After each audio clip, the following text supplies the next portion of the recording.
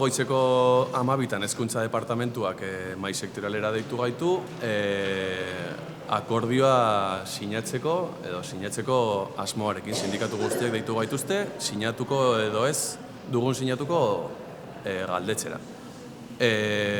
Gu hemen gauden sindikatuok, Steilas Lab, Komisiones eta Elak, argi adierazi dugu, xantaiarik ez da ultimatumik ez dugula onartuko, eta ez dugula sinatuko murriztaia eta oso eskasa den proposamena.